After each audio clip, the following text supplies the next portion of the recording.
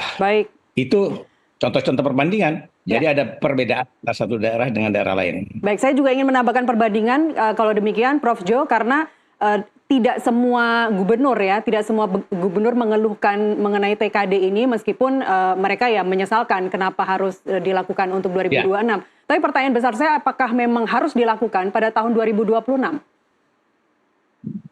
Nah ini sebetulnya bukan 2026, 2025 pun sudah dilakukan pemotongan TKD ke daerah besarnya sekitar 50 triliun. Artinya Di apakah besaran, sekarang kan daerah sedang melakukan penyesuaian.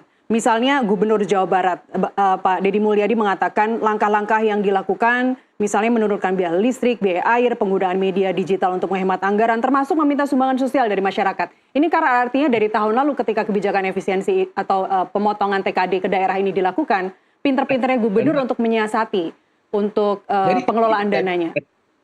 itu dia saya bilang tadi, sejak 2025 ini, ya sejak 1 Januari, tanggal 1 Januari, bulan Januari Ya. 2025, sudah ada pemangkasan ke 546 daerah otonom, termasuk provinsi, sejumlah 50 T.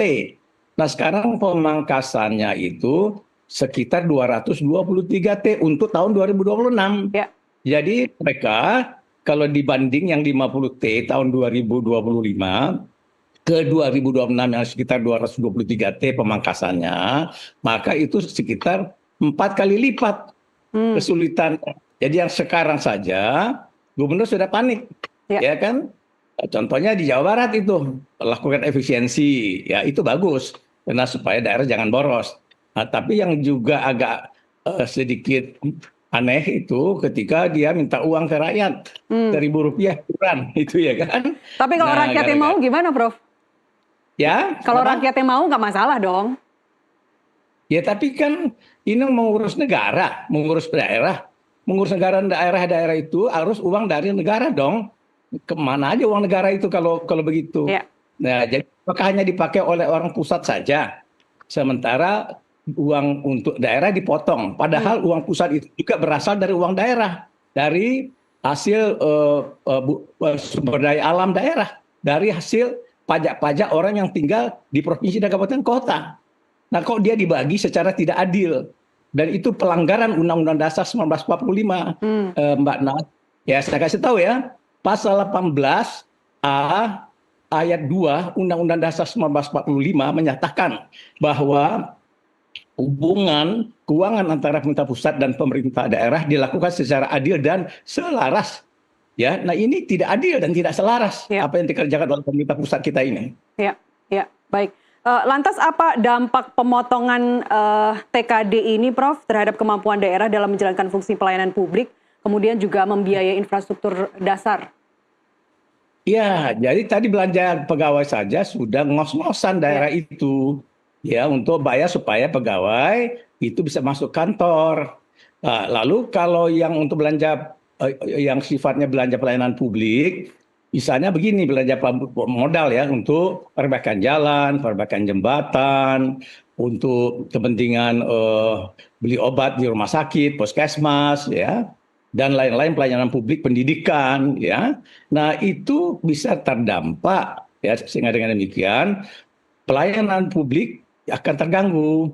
Bisa saja jalan raya yang menjadi tanggung jawab gubernur namanya jalan provinsi itu rusak tidak dibetulin karena uangnya nggak ada. Ya. Nah, jalan raya yang menjadi tanggung jawab kabupaten kota itu bisa saja rusak ya tidak diperbaiki karena uangnya nggak ada, nggak cukup. Uang daerah itu terbatas karena hanya untuk belanja pegawai dan biaya operasional day to day pemerintahan sehari-hari. Jadi dengan kata lain, kalau ini tidak ditinjau ulang oleh pemerintah, maka kita akan lihat nanti kalau ke daerah nih Mbak Nas, jalan-jalan pada rusak ya dan itu mengganggu distribusi dan transportasi, distribusi ekonomi juga akan terganggu. Ya.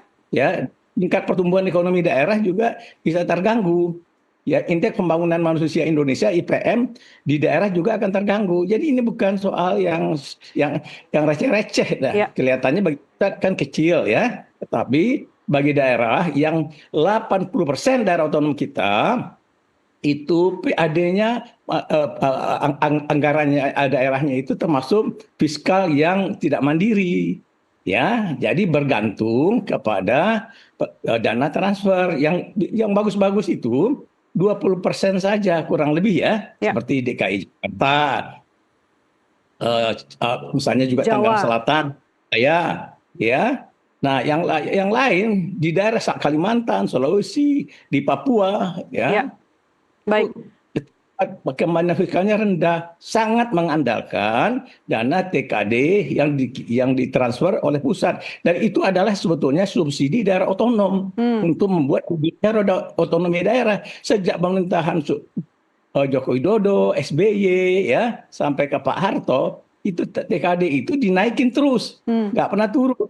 Ya, rata-rata zaman Joko Widodo itu 900 T, sekarang tinggal 700 T. Ini ada apa? Kemana uangnya oleh pusat? Sehingga daerah kemudian dipangkas TKD-nya besar-besaran. Baik, meskipun pemerintah juga berjanji, Menkyu berjanji bahwa nanti akan dikembalikan, tidak ada lagi pemotongan transfer ke daerah ketika ekonomi sudah membaik. Singkat saja, Prof, sebelum kita jeda iklan. Saya nggak percaya itu, ya kan? Kapan ekonomi ini bakal bisa baik, ya? Nah, janji itu bisa aja janji yang tidak akan terpenuhi. Oke. Jadi lebih baik daerah cari akal, cari jalan untuk bisa mencari pendapatan buat menambah PAD-nya. Tetapi jangan membebani rakyat dengan pajak, dengan naikkan pajak dan retribusi. Ya. Efisiensi oke, Baik. itu aja. Baik, Prof Jo, kita lanjutkan di segmen berikutnya. Pemirsa tetaplah bersama kami kembali usai jeda.